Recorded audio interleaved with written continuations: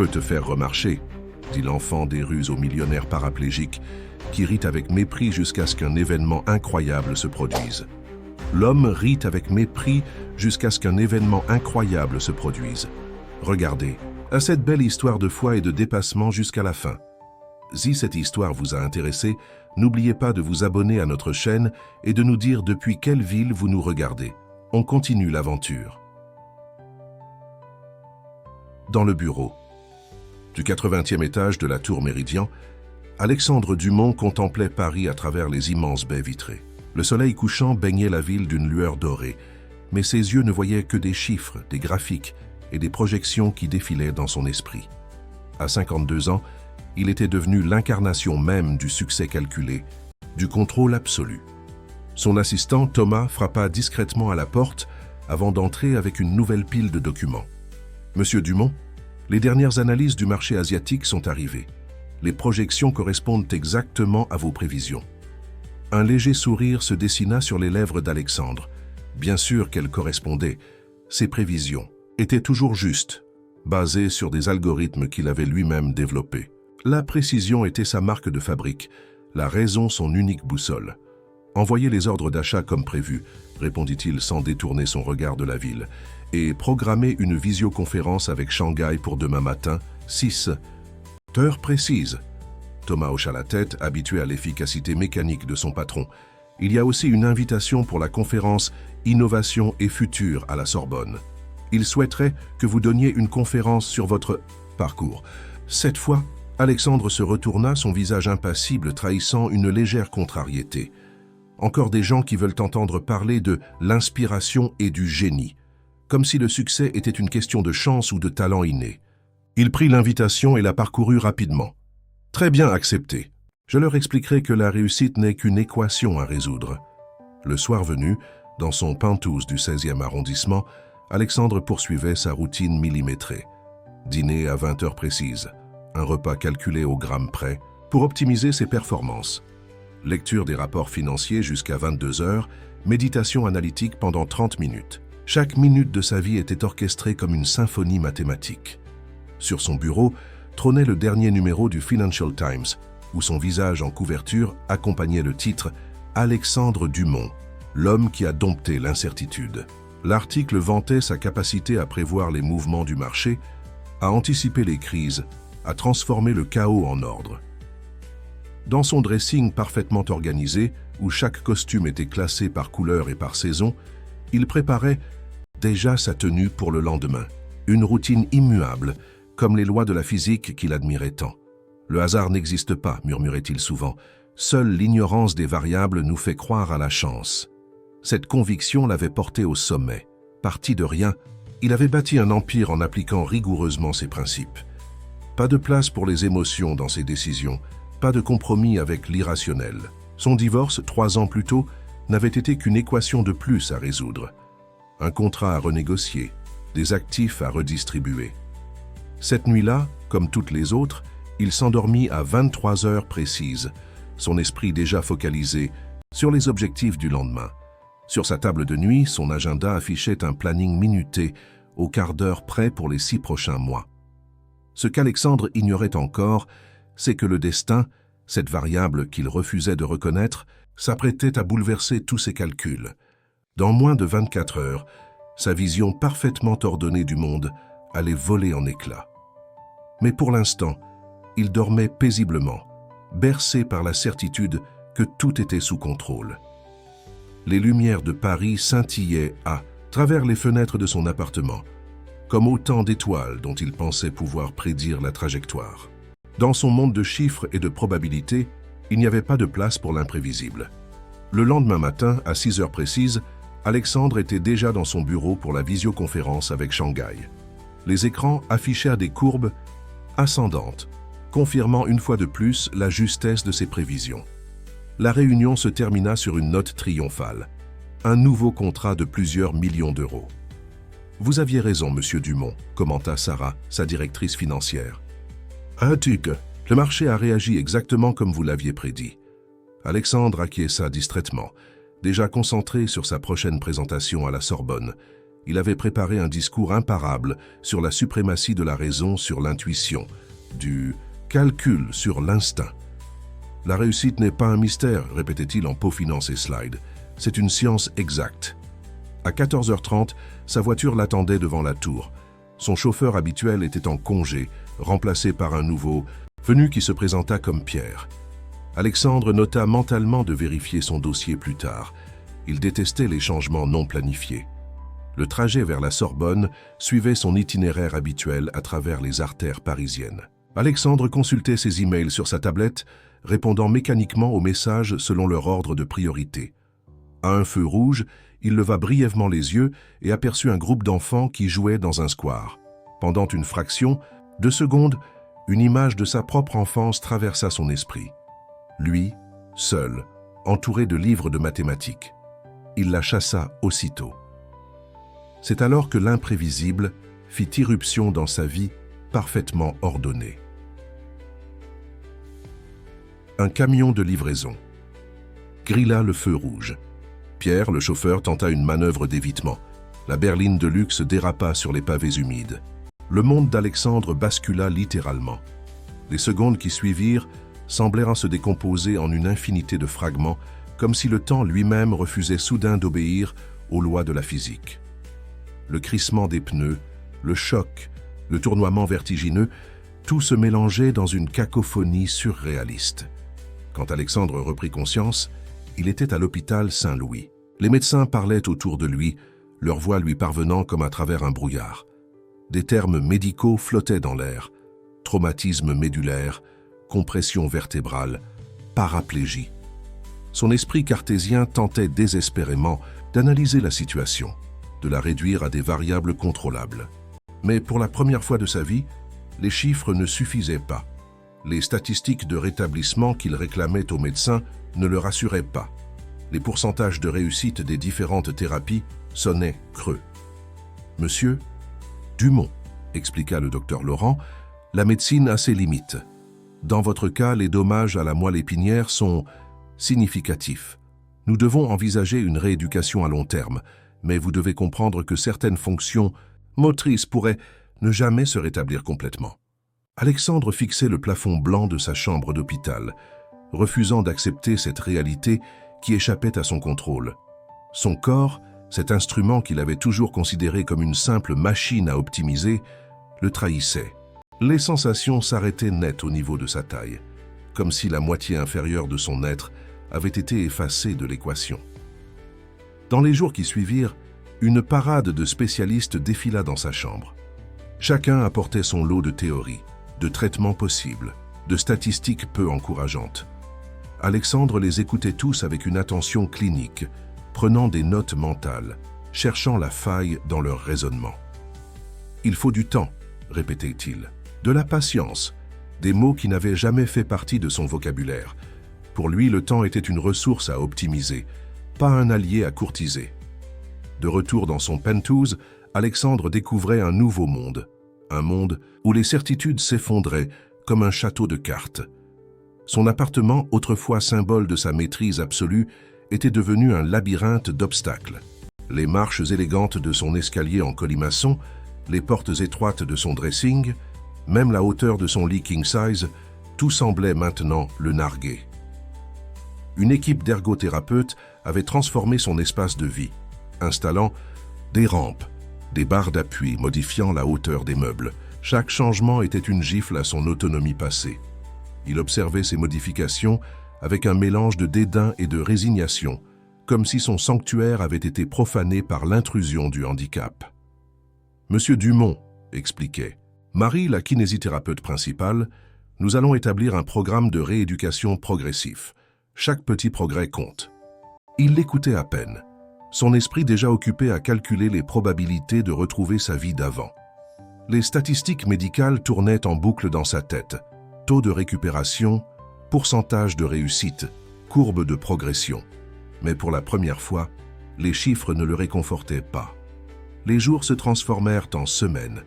Son absence au bureau créait un vide que même les visioconférences ne pouvaient combler. Les rumeurs circulaient dans les couloirs de la tour Méridiane. Certains parlaient déjà de succession, de restructuration. Le monde des affaires n'attendait pas.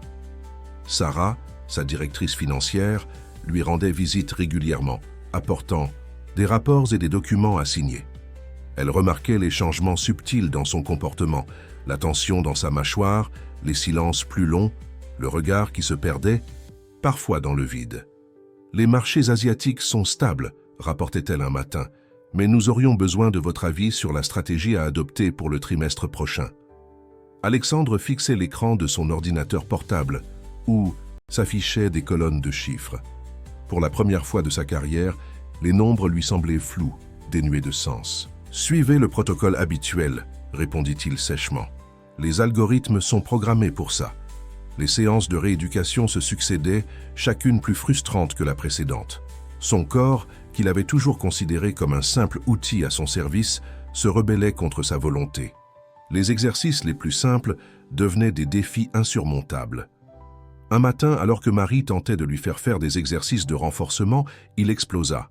« Vous ne comprenez pas, je n'ai pas le temps pour ces progrès microscopiques. Il me faut des résultats, des certitudes. » Marie le regarda avec une patience tranquille. « La guérison n'est pas une équation, monsieur Dumont. Le corps humain ne suit pas toujours une logique prévisible. » Ces mots le hantaient longtemps.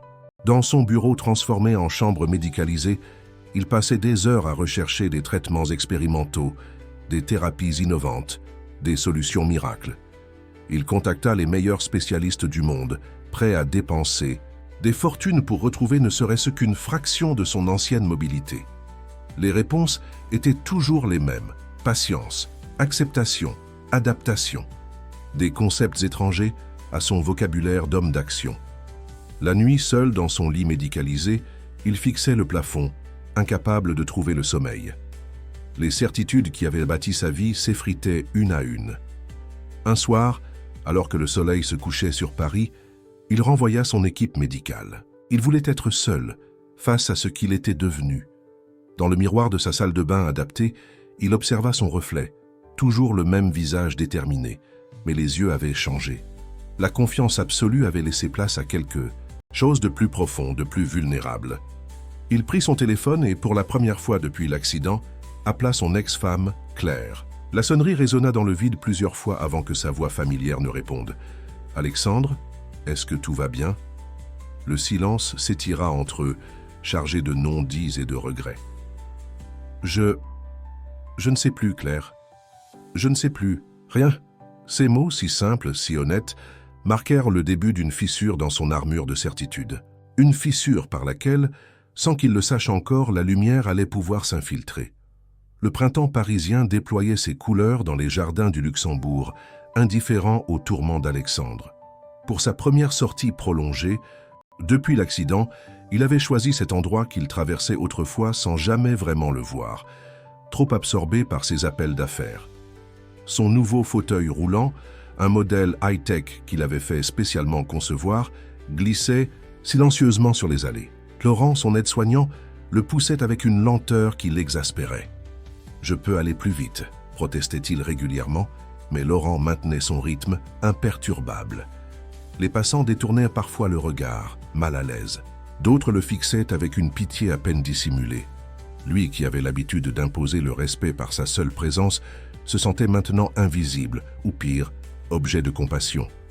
C'est alors qu'une voix claire brisa sa morosité. « Votre fauteuil, il est vraiment cool !» Alexandre tourna la tête, surpris. Un garçon d'une douzaine d'années se tenait là, les yeux brillants d'intérêt. Ses vêtements usés et ses chaussures élimées trahissaient une vie modeste, mais son regard débordait d'intelligence et de curiosité.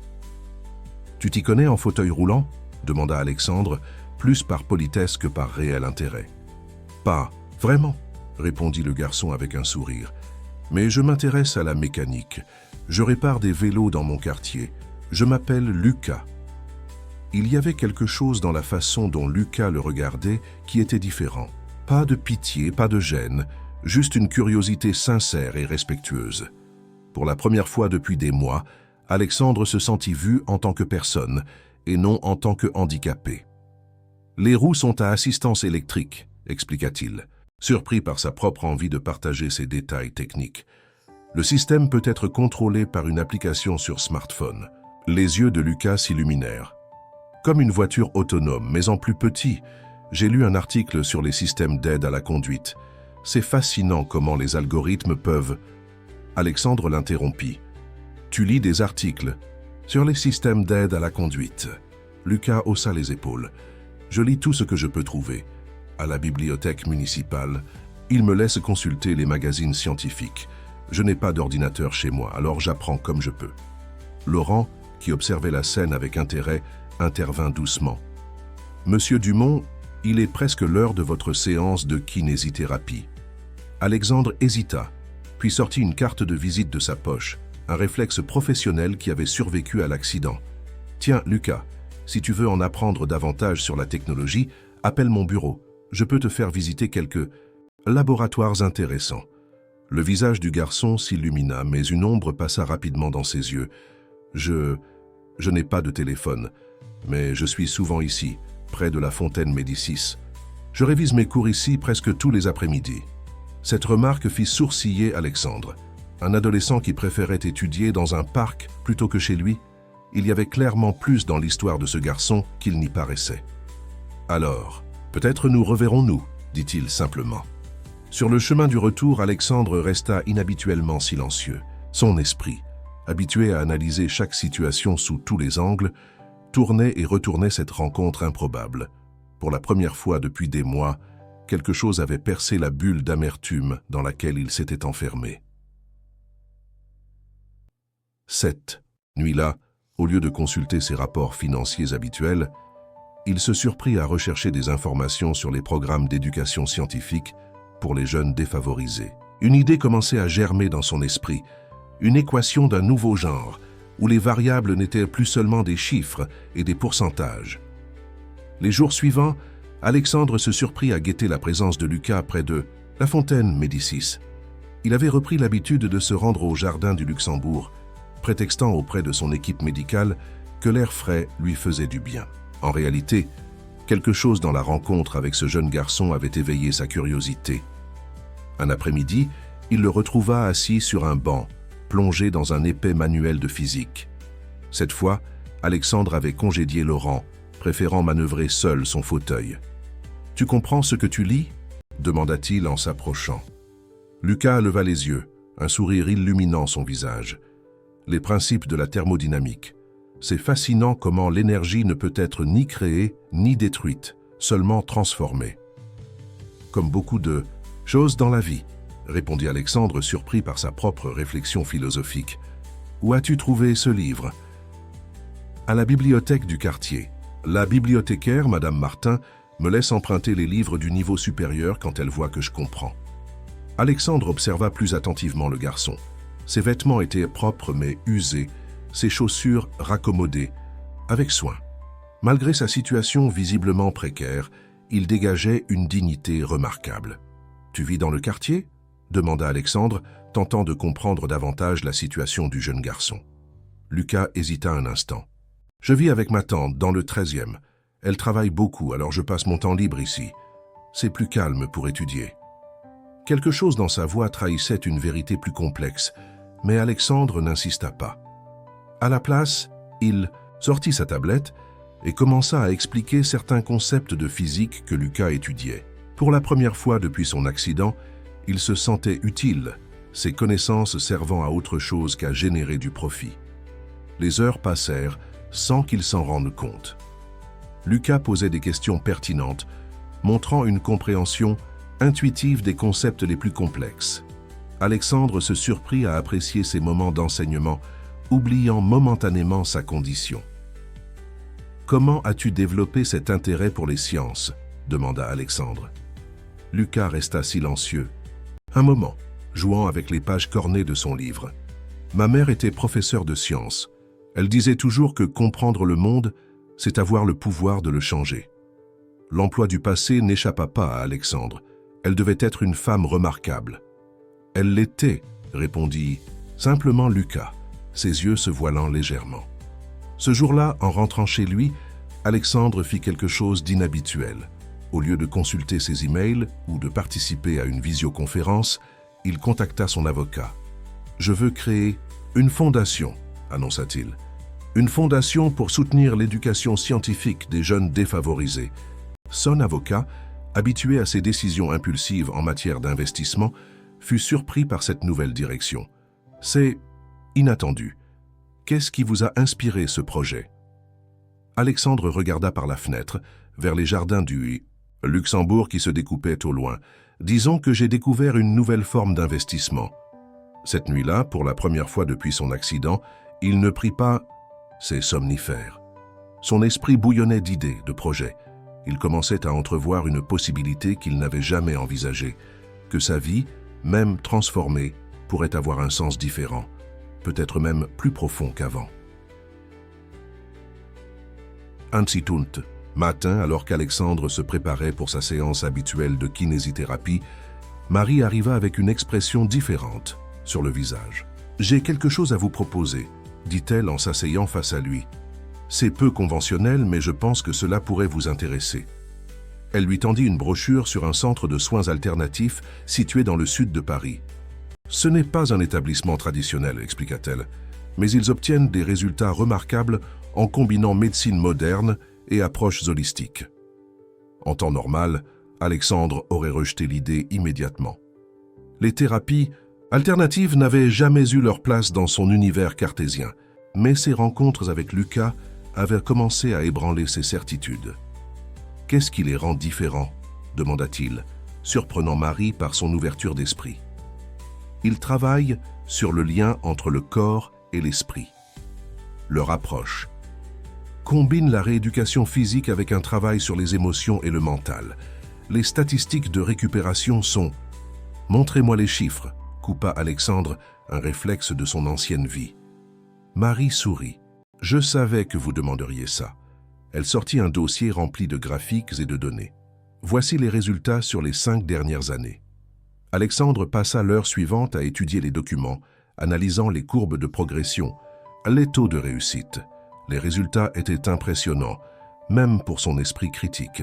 « Il y a une liste d'attente de plusieurs mois, » ajouta Marie, « mais j'ai déjà parlé de votre cas avec le directeur du centre. » Alexandre leva les yeux. « Je croyais que vous veniez juste de me présenter cette option. » Marie rougit légèrement. « Je vous observe depuis des semaines.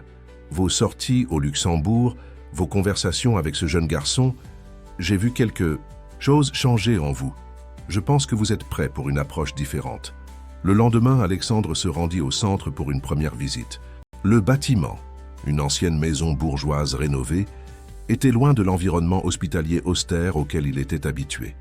Dans le jardin, des patients participaient à des séances de méditation et de yoga adaptés. Le directeur, le docteur Rousseau, l'accueillit dans son bureau. C'était un homme d'une 60aine d'années, au regard vif et bienveillant. « Marie m'a beaucoup parlé de vous, » dit-il en s'asseyant. « Elle pense que vous êtes à un tournant dans votre processus de guérison. »« Je ne crois pas au miracle, » répondit Alexandre sur la défensive. « Nous non plus, » sourit le docteur Rousseau. « Nous croyons au travail, à la persévérance et surtout à la capacité du corps à se régénérer quand l'esprit lui en donne, qu'à la permission. » Pendant 2 heures, ils discutèrent du programme proposé par le centre. Le docteur Rousseau ne promettait pas de guérison miraculeuse, mais une approche globale qui considérait le patient dans son ensemble. « Votre accident n'a pas seulement affecté votre corps, » expliqua-t-il. « Il a bouleversé votre vision du monde, votre identité même.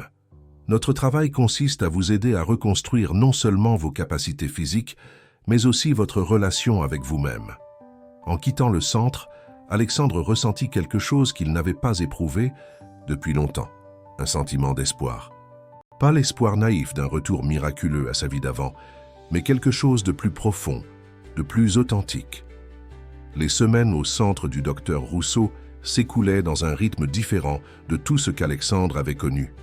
Chaque matin commençait par une séance de méditation guidée, suivie d'exercices de rééducation qui combinaient des techniques traditionnelles et alternatives. L'après-midi était consacré à des thérapies plus spécifiques, entrecoupées de moments de repos dans le jardin. Un jour, alors qu'il attendait sa séance avec le kinésithérapeute, Alexandre aperçut une silhouette familière dans le jardin du centre. Lucas se tenait près de la grille d'entrée, son sac d'école usé sur l'épaule. En le voyant, le garçon hésita, comme pris en faute. Lucas, que fais-tu ici? Demanda Alexandre, manœuvrant son fauteuil vers lui. Le garçon baissa les yeux, embarrassé. Je voulais voir où vous étiez. Vous n'êtes plus venu au Luxembourg depuis 2 semaines. Alexandre fut touché par cette marque d'attention. Mais quelque chose dans l'attitude de Lucas l'intriguait. Comment as-tu su que j'étais ici? J'ai entendu votre chauffeur en parler au téléphone, le dernier jour où je vous ai vu au parc, avoua Lucas. Puis, après une hésitation, et je viens parfois ici. Il y a un petit passage derrière le jardin où je peux m'asseoir pour lire tranquillement. Une aide-soignante s'approcha d'eux. Ah, Lucas, tu es revenu? Son ton familier suggérait qu'elle connaissait bien le garçon. Alexandre regarda successivement Lucas et l'aide-soignante, sentant qu'il y avait plus dans cette histoire qu'il n'y paraissait. Vous vous connaissez? L'aide-soignante Sophie échangea un regard avec Lucas avant de répondre. Lucas vient souvent nous aider à entretenir le jardin. Il a un don avec les plantes. Medicinale. Ma mère était passionnée de botanique, murmura Lucas. Elle m'a appris beaucoup de choses sur les plantes qui guérissent.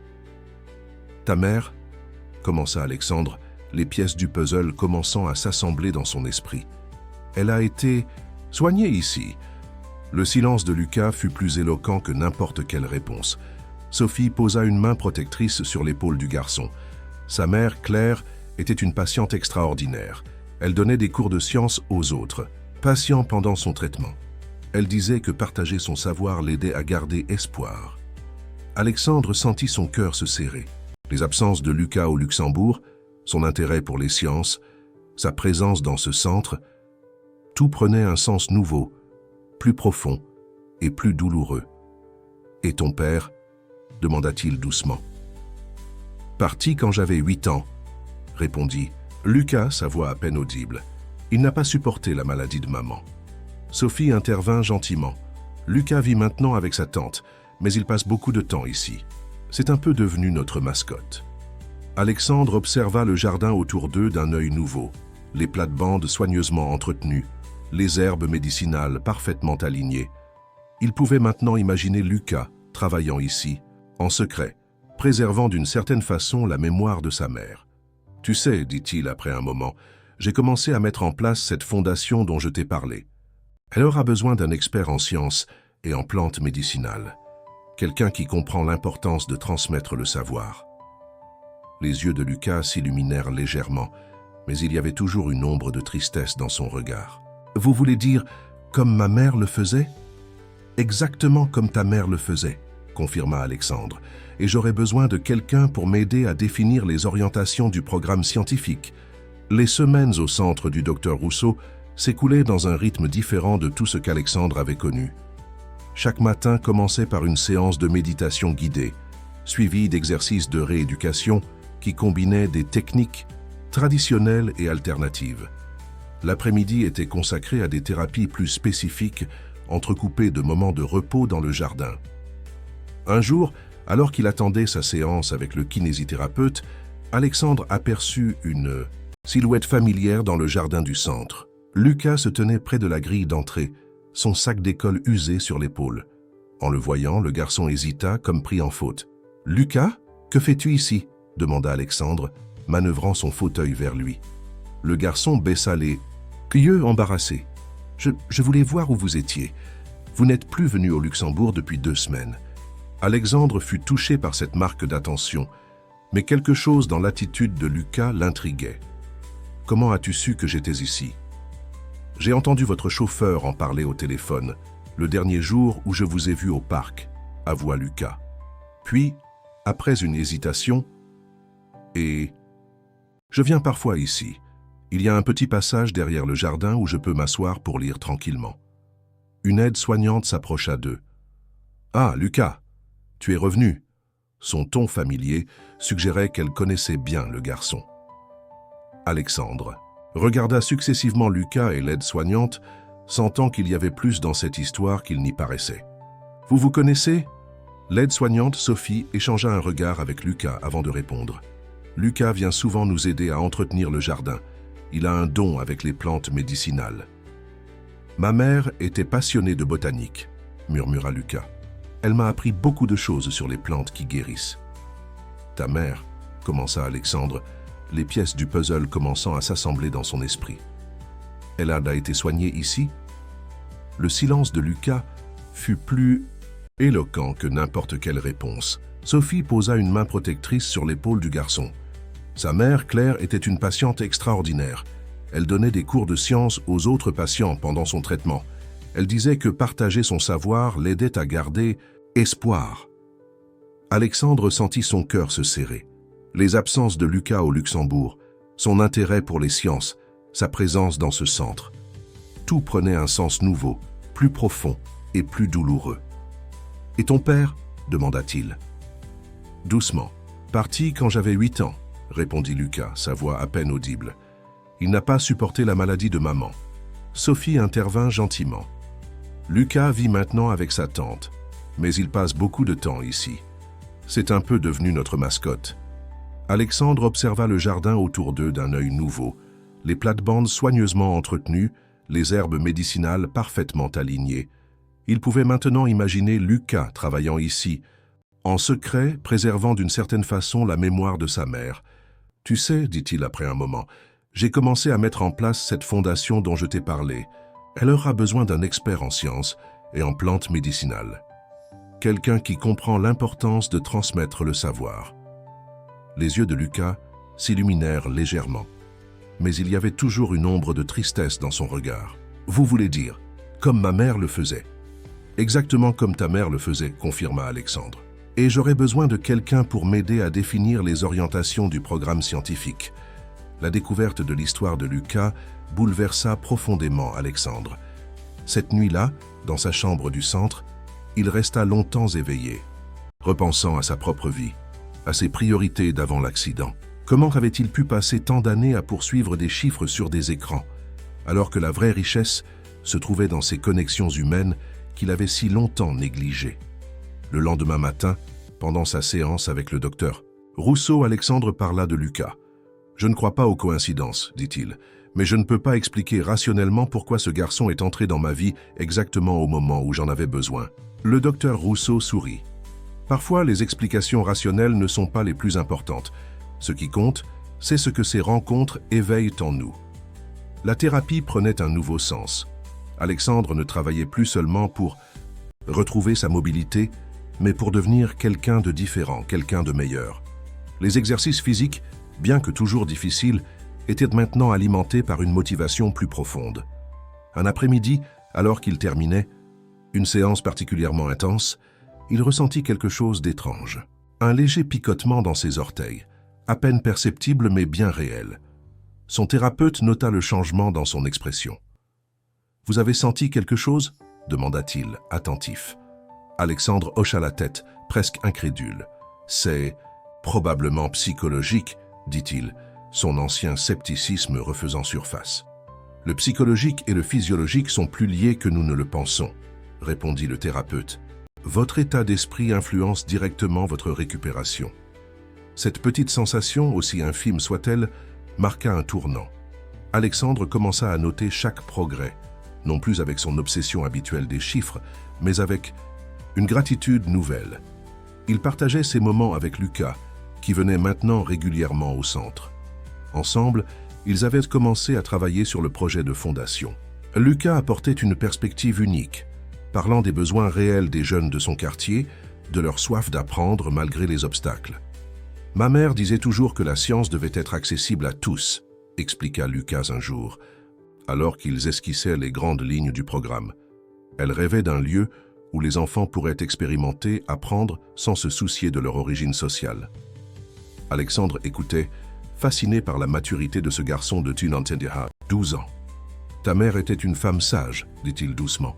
Elle serait fière de voir comment tu continues son œuvre. » Un soir, après une journée particulièrement productive, Alexandre reçut la visite de Sarah, sa directrice financière. Elle apportait des nouvelles de l'entreprise, mais fut surprise de trouver son patron transformé. « Vous semblez différent, » observa-t-elle, « plus serein. » Alexandre regarda par la fenêtre vers le jardin où Lucas aidait Sophie à tailler les plantes médicinales. « J'ai compris quelque chose d'important, Sarah. Le succès ne se mesure pas toujours en chiffres. Que voulez-vous dire ? Je veux que l'entreprise prenne un nouveau virage. La Fondation ne sera pas qu'un projet parallèle. Elle sera au cœur de notre mission. Nous allons redéfinir ce que signifie créer de la valeur. Sarah l'observa, un moment puis sourit. Vous savez, les actionnaires ne vont pas comprendre immédiatement. Ils comprendront quand ils verront les résultats, répondit Alexandre. Pas les résultats financiers, mais l'impact réel sur les vies des gens. C'est ça la vraie performance. Les progrès d'Alexandre, bien que lents, devenaient de plus en plus évidents. Les picotements dans ses orteils s'étaient transformés en sensations plus distinctes. Un matin, pendant une séance particulièrement intense, il réussit à bouger légèrement son pied gauche. Le mouvement était minime, presque imperceptible, mais pour lui, c'était une victoire extraordinaire. « C'est remarquable », commenta le docteur Rousseau lors de leur séance suivante. « Votre corps répond exceptionnellement bien au traitement, mais je crois que ce n'est pas seulement dû aux exercices physiques. » Alexandre acquiesça, comprenant ce que le médecin voulait dire. Son état d'esprit avait radicalement changé. Les séances de méditation, qu'il avait d'abord considérées comme une perte de temps, étaient devenues des moments précieux de réflexion et de reconnexion avec lui-même. Un après-midi, alors qu'il travaillait avec Lucas sur les détails de la fondation dans le jardin du centre, il remarqua que le garçon semblait préoccupé. « Quelque chose ne va pas ?» demanda-t-il. Lucas hésita avant de répondre. « Ma tante, elle a perdu son emploi. Elle parle de déménager en province chez sa sœur. » Le cœur d'Alexandre se serra. L'idée de voir partir Lucas, juste au moment où leur projet prenait forme, lui était insupportable. « Et toi, qu'est-ce que tu veux ?»« Je veux rester à Paris, » répondit Lucas avec conviction. « Mes amis sont ici, l'école aussi, et... » Il s'interrompit, regardant le jardin autour d'eux. « Cet endroit, c'est tout ce qu'il me reste de ma mère. » Alexandre resta silencieux un moment, réfléchissant. Puis il prit son téléphone et composa un numéro. « Sarah, j'ai besoin que vous organisiez quelque chose pour moi. Il y a un poste à pourvoir dans notre service administratif, n'est-ce pas ?» Le visage de Lucas s'illumina en comprenant ce qu'Alexandre faisait. Mais ce dernier leva la main pour tempérer son enthousiasme. « Ce n'est qu'une possibilité, Lucas. Ta tante devra passer les entretiens comme tout le monde. Mais si elle est aussi déterminée que toi... » Cette conversation marqua un nouveau tournant dans leur relation. Ce n'était plus seulement un homme d'affaires aidant un jeune garçon défavorisé, mais deux êtres humains se soutenant mutuellement dans leurs épreuves. Les jours suivants furent intenses. La tante de Lucas, Madame Dubois, passa plusieurs entretiens au siège de l'entreprise. Son expérience en secrétariat et sa détermination impressionnèrent les recruteurs. Quand elle obtint le poste, Lucas ne put contenir sa joie. « Merci », dit-il, simplement à Alexandre, les yeux brillants de gratitude. « Ne me remercie pas », répondit celui-ci. « C'est ta tante qui a gagné ce poste par ses compétences. Et puis, j'avais besoin de m'assurer que mon futur directeur scientifique junior resterait à Paris. » Cette boutade fit rire Lucas, mais ils savaient tous les deux que c'était plus qu'une plaisanterie. Le projet de fondation prenait forme rapidement. Les premiers programmes pilotes devaient démarrer dans plusieurs écoles du quartier dès la rentrée suivante. Un soir, alors qu'il finalisait les derniers détails du projet, Alexandre ressentit une sensation étrange dans ses jambes. C'était plus fort que les picotements habituels, plus défini. Sous les yeux ébahis de Lucas, il réussit à bouger légèrement ses deux pieds. « C'est incroyable !» s'exclama Lucas, partageant sincèrement la joie de son mentor. « Tu sais ce qui est vraiment incroyable ?» répondit Alexandre. « C'est que j'ai dû perdre l'usage de mes jambes pour apprendre à marcher dans la bonne direction. » Les mois qui suivirent l'inauguration de la fondation furent intenses. Alexandre partageait son temps entre sa rééducation, qui progressait de façon remarquable, et le développement des programmes éducatifs. Chaque jour, il passait quelques heures à marcher dans le jardin du centre, ses pas devenant plus assurés, sa démarche plus naturelle. Un matin, alors qu'il supervisait l'installation du premier laboratoire scientifique dans une école du quartier, il reçut un appel inattendu de son ex-femme, Claire. « J'ai vu l'article dans Le Monde, dit-elle, à propos de la fondation et de ton changement. Je ne te reconnais plus, Alexandre, dans le bon sens du terme. » Il sourit, observant les techniciens qui installaient les microscopes et les équipements scientifiques. « Je ne me reconnais plus, non plus parfois, mais c'est peut-être ça, grandir. » Tu as l'air heureux, remarqua-t-elle. Plus humain. Je le suis, répondit-il simplement. J'ai appris que la vie ne se résume pas à des équations. Après l'appel, Alexandre rejoignit Lucas qui supervisait avec un sérieux, touchant la disposition du matériel de laboratoire. Le garçon avait une idée précise de comment organiser l'espace pour le rendre plus accueillant et fonctionnel pour les élèves. Ma mère disait toujours que la première impression est cruciale, expliqua-t-il. Si les enfants se sentent intimidés en entrant dans le laboratoire, ils n'oseront jamais expérimenter librement. Alexandre observa les changements subtils mais significatifs que Lucas avait apportés. Les postes de travail disposés en cercle pour favoriser la collaboration, les murs décorés de citations inspirantes de grands scientifiques, les plantes disposées stratégiquement pour créer une atmosphère vivante. « Tu sais, dit Alexandre, ta mère serait vraiment fière de toi. Tu as un don pour transmettre sa passion. » Lucas rougit légèrement, mais ses yeux brillaient de fierté. « J'aimerais faire plus. J'ai pensé peut-être qu'on pourrait créer un programme de mentorat. Les élèves plus âgés pourraient aider les plus jeunes, comme vous l'avez fait avec moi. » Cette suggestion fit réfléchir Alexandre. C'est une excellente idée. La transmission du savoir n'est pas à sens unique. En enseignant, on apprend aussi. L'après-midi, lors de sa séance de rééducation, Alexandre partagea ses réflexions avec le docteur Rousseau.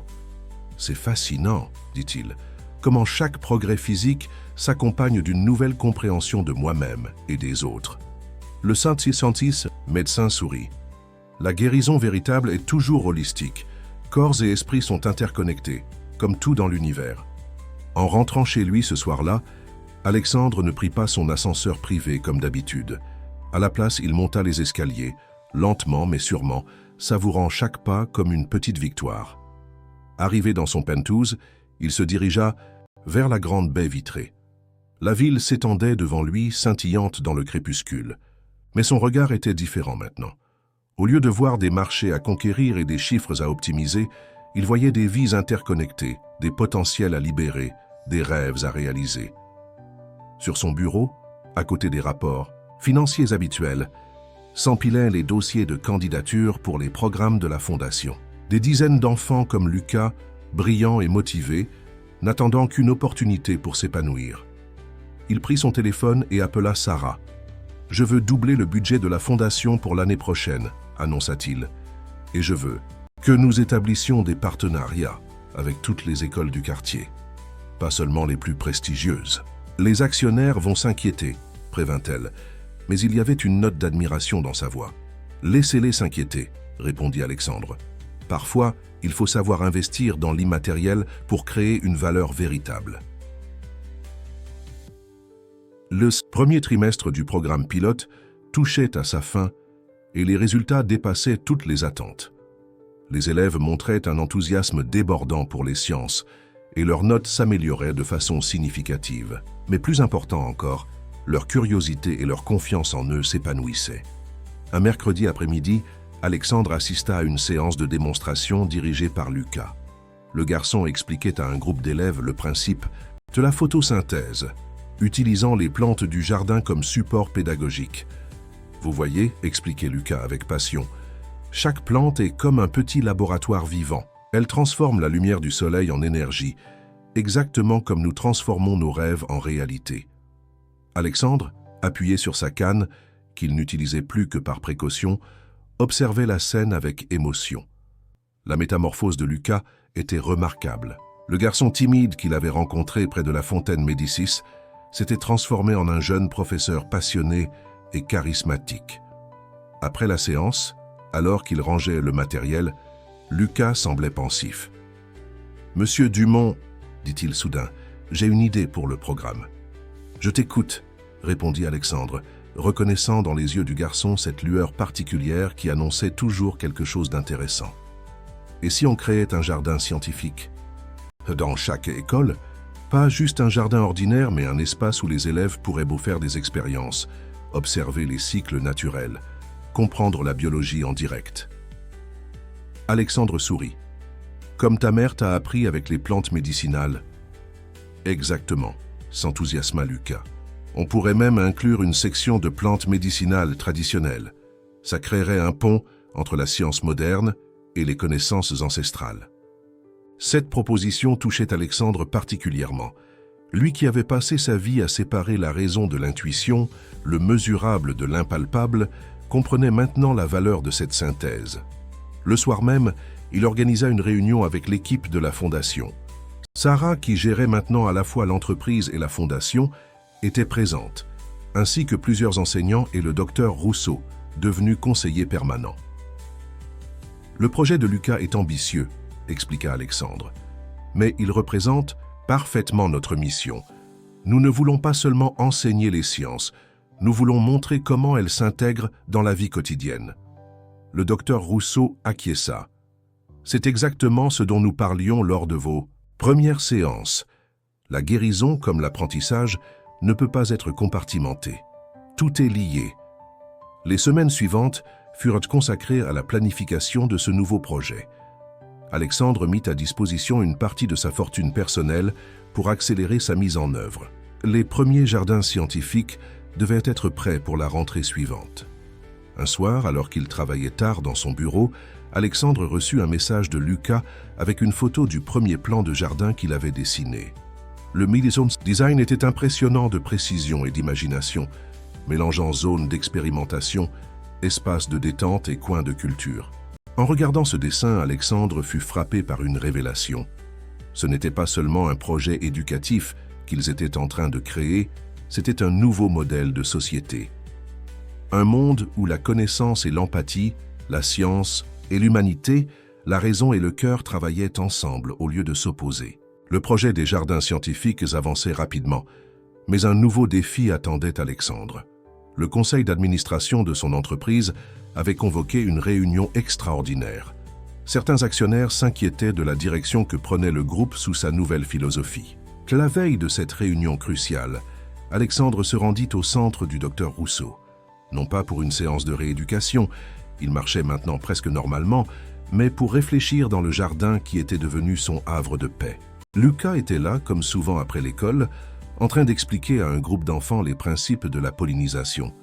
Alexandre s'assit sur un banc et observa la scène. Le garçon avait un don naturel pour l'enseignement, rendant les concepts les plus complexes accessibles et passionnants. Les abeilles ne font pas que produire du miel, expliquait Lucas avec enthousiasme. Elles sont essentielles à l'équilibre de tout l'écosystème. Comme dans la vie, chaque petit geste peut avoir des conséquences importantes.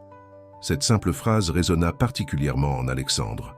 N'était-ce pas exactement ce qu'il essayait de faire comprendre à ses actionnaires? Que la valeur d'une entreprise ne se mesurait pas uniquement à ses profits? Après la leçon, Lucas vint s'asseoir près de lui. « Vous semblez préoccupé », remarqua-t-il avec cette perspicacité qui le caractérisait. « Demain, je dois défendre notre vision devant le conseil d'administration », expliqua Alexandre. « Certains pensent que la Fondation détourne trop de ressources de l'entreprise. » Lucas réfléchit un moment. « Ma mère disait toujours que les graines qu'on plante mettent du temps à pousser, mais qu'une fois qu'elles prennent racine, elles peuvent nourrir des générations. » Alexandre sourit. La sagesse de ce garçon ne cessait de l'étonner. « Ta mère était une femme remarquable. Elle aurait aimé voir ce que vous faites, » dit Lucas doucement. Elle croyait que l'éducation était le meilleur investissement possible. Le lendemain matin, Alexandre entra dans la salle du conseil avec une assurance tranquille. Les actionnaires étaient tous présents, certains visiblement hostiles, d'autres simplement inquiets. « Messieurs, mesdames, commença-t-il, je sais que certains d'entre vous s'interrogent sur la nouvelle direction que j'ai donnée au groupe. Vous vous demandez si investir dans l'éducation et le développement social est vraiment rentable. » Il fit une pause, balayant l'assemblée du regard. « Laissez-moi vous raconter une histoire. L'histoire d'un homme qui croyait que tout pouvait se réduire à des chiffres et des graphiques. Un homme qui a dû tout perdre pour comprendre ce qui compte vraiment. » Pendant une heure, il parla avec passion. Il parla de Lucas, des enfants du quartier, des premiers résultats du programme. Il montra des vidéos des jardins scientifiques en construction, des témoignages d'enseignants et d'élèves. « Ce que nous construisons n'est pas qu'un programme de responsabilité sociale, » expliqua-t-il. « C'est un nouveau modèle économique. Ces enfants que nous formons aujourd'hui seront les innovateurs, les chercheurs, les entrepreneurs de demain. Nous ne dépensons pas de l'argent, nous investissons dans l'avenir. » Sarah présenta ensuite les chiffres. Les écoles participant au programme montraient des améliorations significatives dans toutes les matières. Le taux d'absentéisme avait chuté. Plus surprenant encore, l'image du groupe s'était considérablement améliorée, attirant de nouveaux investisseurs sensibles à cette approche responsable. À la fin de la présentation, même les actionnaires les plus sceptiques semblaient ébranlés. Le président du conseil prit la parole. « Monsieur Dumont, je dois admettre que votre vision est convaincante, différente de ce que nous avions l'habitude de voir, mais peut-être est-ce exactement ce dont nous avons besoin. » La victoire devant le conseil d'administration marqua un tournant décisif. Non seulement la Fondation reçut l'approbation officielle pour étendre ses activités, mais plusieurs actionnaires proposèrent d'investir personnellement dans le projet des jardins scientifiques. Pour célébrer cette réussite, Alexandre organisa une petite fête dans le jardin du centre. L'équipe de la Fondation était là, ainsi que les enseignants, quelques patients du centre et bien sûr Lucas et sa tante. Pendant que les invités discutaient autour d'un buffet préparé par les élèves du programme de cuisine thérapeutique du centre, Alexandre observait Lucas qui expliquait avec enthousiasme le fonctionnement d'une serre hydroponique à un groupe d'investisseurs fascinés. « Il a un don naturel », remarqua le docteur Rousseau en s'approchant. « Non seulement pour la science, mais pour la communication. Il sait toucher les cœurs en même temps que les esprits. » Alexandre hocha la tête. « Il me rappelle sa mère, d'après ce que j'en ai appris.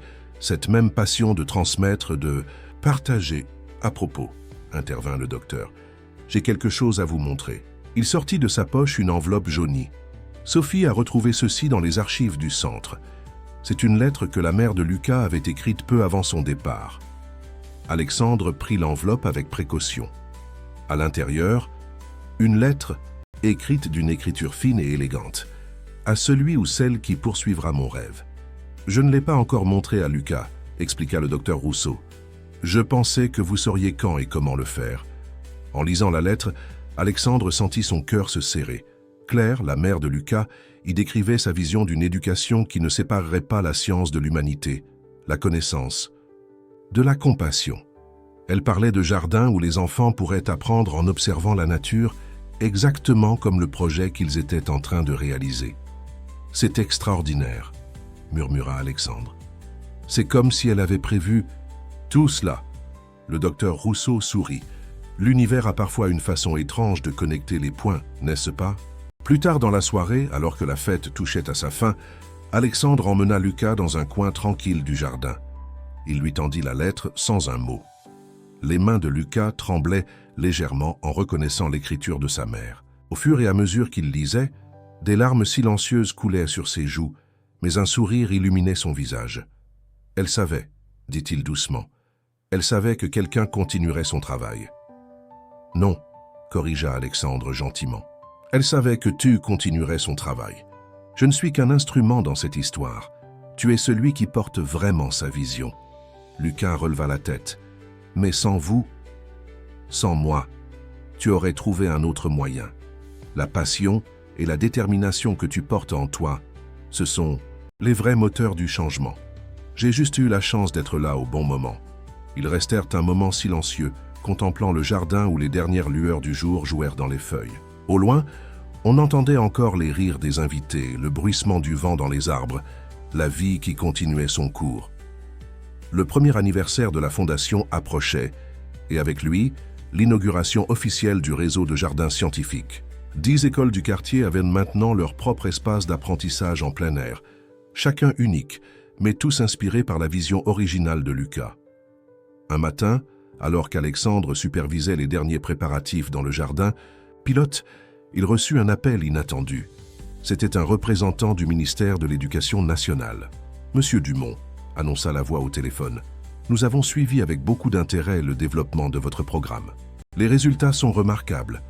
Nous aimerions discuter de la possibilité d'étendre ce modèle à l'échelle nationale. » Alexandre regarda par la fenêtre de son bureau, où Lucas dirigeait une séance de plantation avec un groupe d'élèves. « C'est une proposition intéressante, » répondit-il, « mais j'aimerais en discuter d'abord avec mon jeune directeur scientifique. » La nouvelle fut accueillie avec enthousiasme par l'équipe de la Fondation, mais la réaction de Lucas surprit tout le monde. Au lieu de manifester une joie immédiate, il demanda du temps pour réfléchir. Le soir même, Alexandre le retrouva dans le jardin du centre, assis près de l'endroit où ils avaient lu ensemble la lettre de sa mère. « Tu sembles préoccupé », remarqua Alexandre.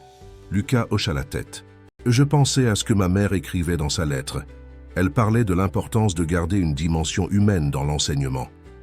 Si nous étendons le programme à l'échelle nationale, comment pouvons-nous être sûrs de ne pas perdre cette essence ?»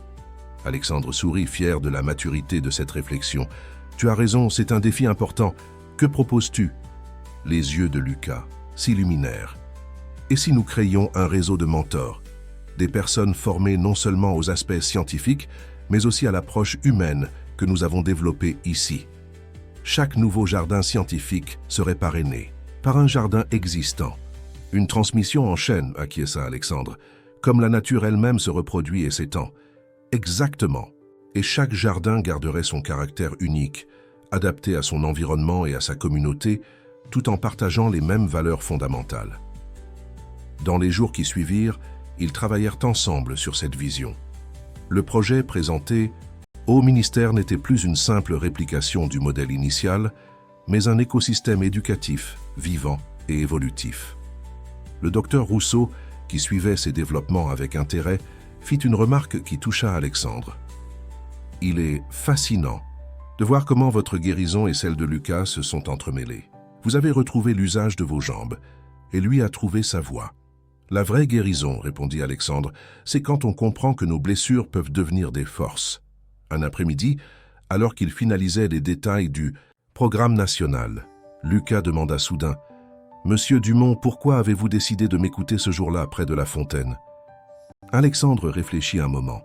« Tu sais, avant mon accident, j'aurais probablement ignoré un jeune garçon qui m'adressait la parole dans un parc. Mais à ce moment-là, j'avais déjà commencé à comprendre que les plus grandes vérités ne se trouvent pas toujours là où on les attend. » Un peu comme dans les expériences scientifiques, sourit Lucas. Parfois, les découvertes les plus importantes viennent des résultats inattendus. Exactement. Et tu sais ce qui est le plus extraordinaire? C'est que ce n'est que le début. Chaque jardin que nous créons est comme une nouvelle expérience, une nouvelle opportunité de découverte. L'automne parisien paraît les jardins scientifiques de couleurs flamboyantes lorsque les premiers résultats nationaux furent publiés. Les statistiques confirmaient ce qu'Alexandre et Lucas avaient toujours su. Leur approche fonctionnait au-delà de toutes les attentes. Mais les vrais succès ne se mesuraient pas en chiffres.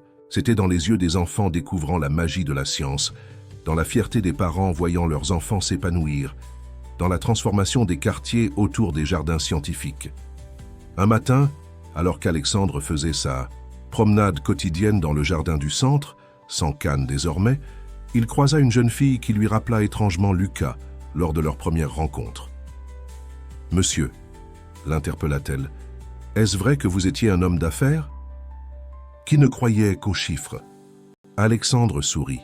« Qui t'a raconté ça ?»« Lucas. Il nous raconte souvent votre histoire pendant les cours. Il dit que c'est la preuve que les gens peuvent changer, comme les plantes qui s'adaptent à leur environnement. » Cette conversation fit réfléchir Alexandre. Le soir même, il invita Lucas à dîner dans son penthouse. Le garçon, qui avait maintenant 13 ans, se tenait avec une assurance tranquille devant la vue panoramique de Paris. « J'ai entendu dire que tu racontes notre histoire aux élèves, » dit Alexandre en servant le dessert. Lucas rougit légèrement. C'est important qu'ils comprennent d'où vient le projet. Comment quelque chose de beau peut naître des épreuves. « Tu as raison, » acquiesça Alexandre. « Mais tu sais ce qui est le plus extraordinaire, c'est de voir comment tu as transformé ta propre histoire. » « Comment ça? Tu aurais pu te laisser submerger par la tristesse après le départ de ta mère. Au lieu de cela, tu as choisi de poursuivre son rêve, de le faire grandir. » Lucas resta silencieux un moment, contemplant les lumières de la ville.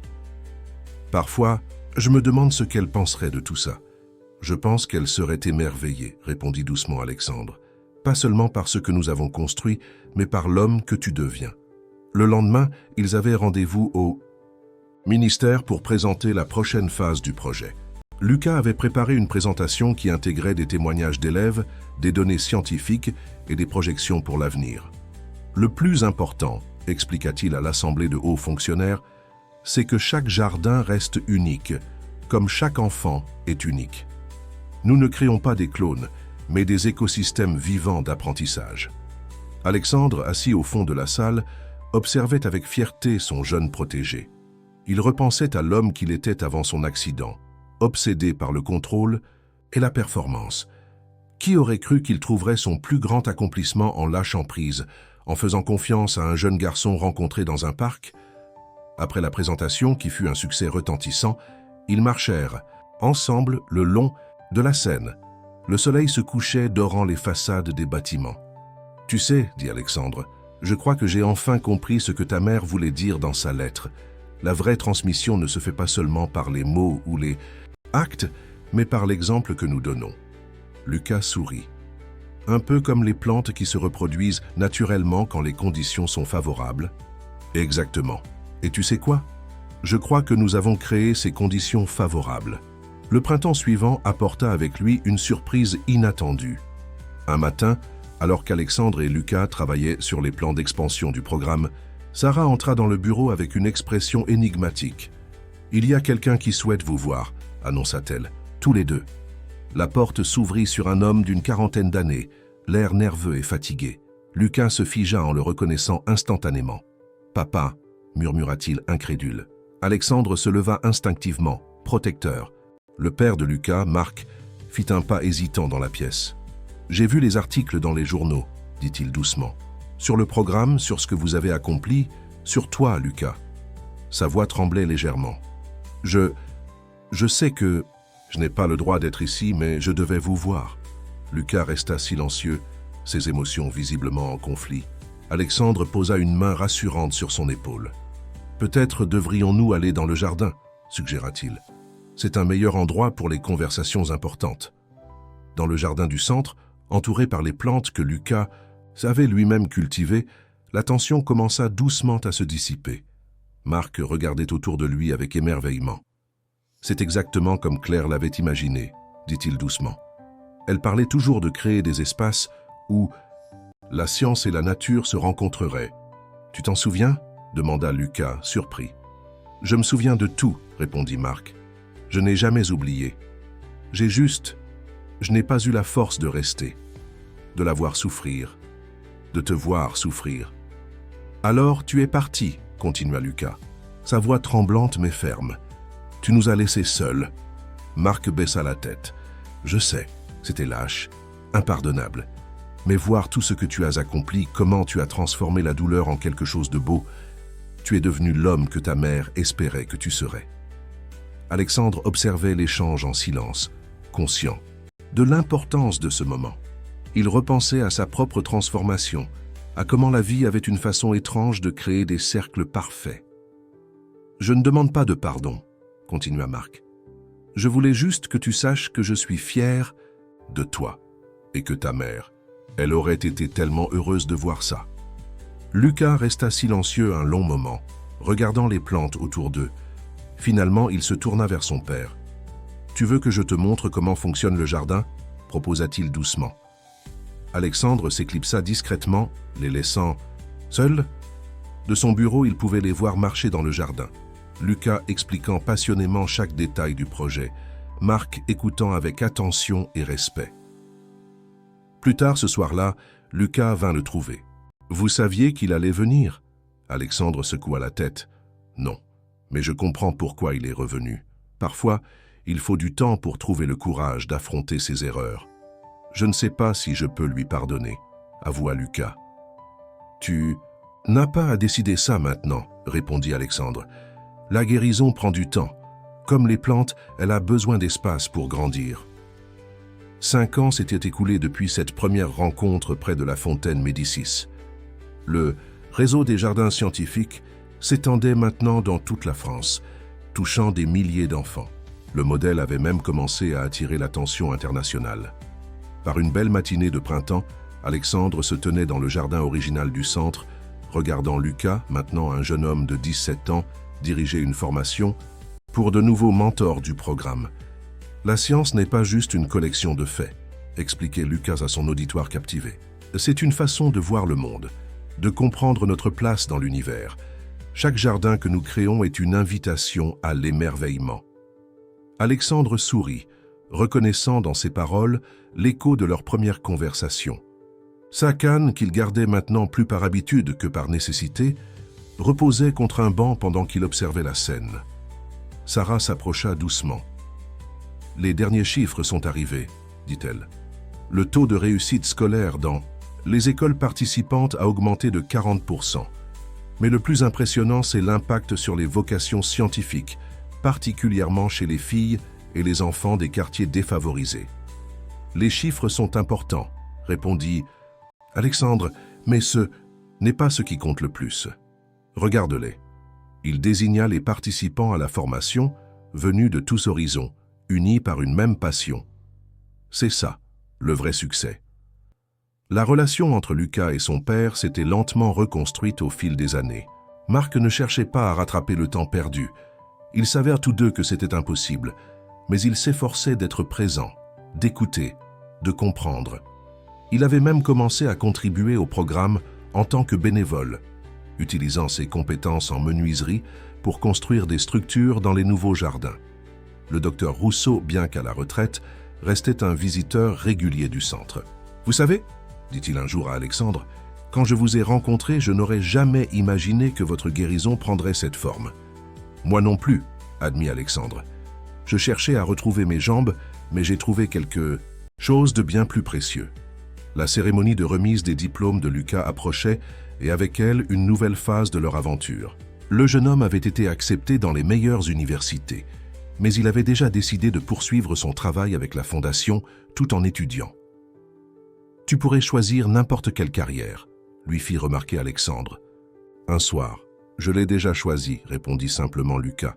« Il y a 5 ans, près d'une fontaine, le jour de la cérémonie, alors que Lucas prononçait son discours de major de promotion, Alexandre sentit une émotion intense le submerger. Il repensa à l'homme qu'il était avant l'accident, si sûr de tout contrôler, si loin de comprendre l'essentiel. La vie nous enseigne parfois ses leçons les plus importantes de façons inattendues, conclut Lucas dans son discours. Elle nous montre que nos plus grandes faiblesses peuvent devenir nos plus grandes forces, que nos blessures peuvent devenir des ponts vers les autres. Comme ces jardins que nous cultivons ensemble, nous grandissons non pas en dépit de nos épreuves, mais grâce à elles. Après la cérémonie, ils se retrouvèrent dans le jardin du centre, leur refuge de toujours. Le soleil se couchait sur Paris, dorant les feuilles des arbres qu'ils avaient plantés ensemble. « Tu sais, dit Alexandre, je crois que nous avons réussi à faire quelque chose de vraiment spécial ici. »